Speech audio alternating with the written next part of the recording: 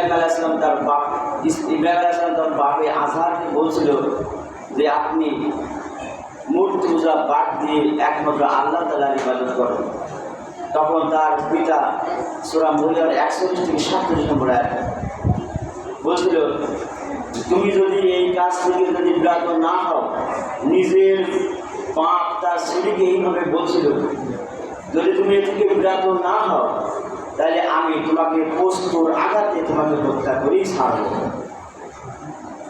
এরপরে পাপ তার ছেলের সঙ্গে এই কথোপকথন যখন করছিল, তখন ইব্রাহিম আলাইহিস সালাম তার বাপের কাছে এই কথাই বলেছিল, সালামুন আলাইকা, হে আমার বাবা, তোমার সঙ্গে আমার কোনো বিরোধ নেই, তবে একটা মাত্র বিরোধ, আমি যার ইবাদত করি তুমি যার ইবাদত কর না, তাই আপনার সঙ্গে আমি আর বাক বিধানটা করবো না, কোনো খারাপ আচরণও করবো না।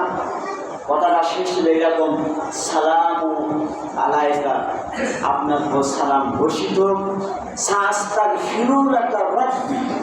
আমি আল্লাহর কাছে তোমার কাছে আমি প্রার্থনা করবই করবো হেদায়েতের জন্য। নিশ্চয়ই আল্লাহ তাআলা অতিশয় দয়ালু। কিন্তু আমরা আমাদের প্রজন্ম যদি আমার আব্বার এরকম জমি জায়গায় লিখে দিতে পারো বেশি ছেলের আর অন্য এক ছেলের, তাহলে ওই বাপের কেউ অন্য এক ছেলে সে ভাতই দেবে না, বলে ওই ছেলে লিখে দিয়েছাও আমার জানে ওই ছেলে ভাত দেবে। এই ধরনের কথা আমরা বলতাম না। এ থেকে আমাদের শিক্ষা গ্রহণ করে আমার পিতা মাতা যত খারাপই হোক না কেন, একটা ছেলে লিখে দেয় দেখ না কেন, তারপরেও আমার পিতার সঙ্গে ভালো ব্যবহার করা লাগবে। এই আয়াত থেকে জানতে পারলাম যে না, ইব্রাহিম আলাইহিস সালাম তার বাপের সঙ্গে একবার খারাপ ব্যবহার করেন। এরপরে তিনি বলেন, রব্বি হাবলি মিনাস সলিহিন, যে কথা বলছিলাম, যে আমার রব আমাকে তুমি একটি সুসন্তান দান করো। শব্দের ভিতরে এই শব্দটা ছিল, রব্বি হাবলি মিনাস সলিহিন, এটা নেক সন্তান দান করো। আমরা যখন সন্তানকে পাই না, তখন আমরা বলি আল্লাহ আমার সন্তান দান করো, আমার একটা সন্তান দান করো। কিন্তু সন্তানের ভিতরে একটা শব্দ আছে, রব্বি হাবলি মিনাস সলিহিন, আমার রব আমাকে নেক সন্তান দান করো। আল্লাহ তাআলা তাদের ভিতরে বলছেন, খাবাসার নাম গোলামি হালিম, এইটাই তোমার আমি দোয়া কবুল করলাম, একটা নেক সন্তান করতে দান করলাম। আলাম্মা বালাগা মাহু সাইয়া, যখন ইব্রাহিম আলাইহিস সালামের বয়স 7-8 বছর হচ্ছিল, তখন তিনি তার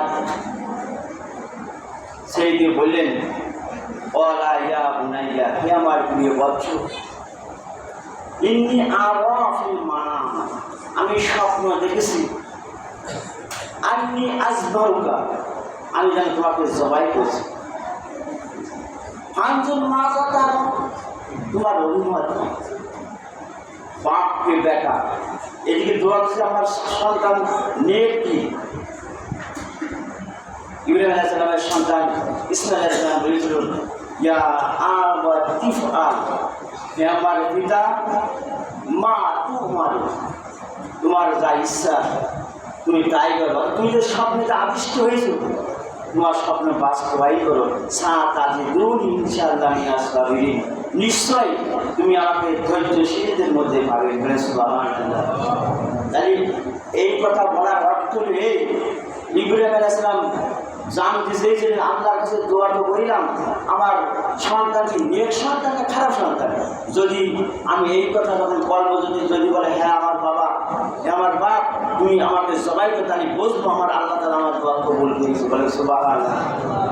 তাই তিনি যখন বলছিল, আমার বাবা, তুমি যে স্বপ্নে আদিষ্ট হয়েছো তুমি তা পালন করো, নিশ্চয় আমাকে ধৈর্যশীলদের মধ্যে পাবে। এবার ইব্রাহিম আলাইহিস সালাম মনে মনে ভেবেছিলেন এবং স্পষ্টভাবে বুঝতে পেরেছিলেন, আসলে আল্লাহ পাক রব্বুল আলামিন আমাকে নেক সন্তানই দান করেছে। নেক সন্তানদের দান না করে তার বলতো বুড়ো ভাই যে ছেলে হয়েছে তোমারা ভিড় ধরেছে, এই ধরনের কথা তারা বলতো। কিন্তু সে কথা একটা বলিনি, ঠিক সন্তানের মতন বলেছে। একটা গেল রব্বি হাবলি। আপনার জাকারিয়া আলাইহিস সালামের কথা শুনি, আমি বিষয়টা বলছি, রব্বি হাবলির গুণ কি? জাকারিয়া আলাইহিস সালামের বয়স তখন 100 বছর, আর ওনার স্ত্রীর বয়স ছিল 99 বছর, ওনাদের কোনো সন্তান হতেই হয়নি। কিন্তু মরিয়ম আলাইহিস সালামের কাছে যখন জাকারিয়া আলাইহিস সালাম দেখি দেখতো অসময়ে ফলগুলা হয়েছে, তখন জাকারিয়া আলাইহিস সালাম মরিয়ম আলাইহিস সালামের কাছে যে বলতো, মরিয়ম, এই ফল তোমাকে কে দিল? তখন আল্লাহ রাব্বুল আলামিন আমাকে দিয়েছে। তখন তিনি বলছিলেন সূরা আল ইমরানের 38 নম্বরে আয়াত আছে, হুনালিকা দা জাকারিয়া রব্বাহু, ওই জাকারিয়া তার আল্লাহকে বলল রব্বি হাবলি, এখানে রব্বি হাবলি, হে আল্লাহ আমাকে দান করো, যেমন দান করেছো ওই মরিয়ম আলাইহিস সালামের অসময়ের ফল। নিশ্চয় আমার বয়স, যদিও আমার বয়স 100 বছর, আমার স্ত্রীর বয়স 99 বছর, আমি বুঝতে পারি তুমি সব কিছু পারো। তাই তিনি বলেছিলেন রব্বি হাবলি মিন লাদুনকা যুররিয়াতান তাইয়্যিবাতান ইন্নাকা সামিউদ দুআ। আমার রব আমার একটি সন্তান, নেক সন্তান দান করো, নিশ্চয় তুমি সর্বশ্রোতা মহাজ্ঞানী। আল্লাহ যখন তখন চিন্তায় যাচ্ছিলাম তো রাত ছিল, তো সময় স্বল্পতার কারণে আমি বেশি কিছু বলতে পারলাম না। তো আপনার রব্বি হাবলি মিনাস সালিহিন সবসময় বলবেন, আর রব্বি হাবলি মিন লাদুনকা যুররিয়াতান তাইয়্যিবাতান ইন্নাকা সামিউদ দুআ। আল্লাহ তাআলা জাকারিয়া আলাইহিস সালাম যখন তখন দান করতেন।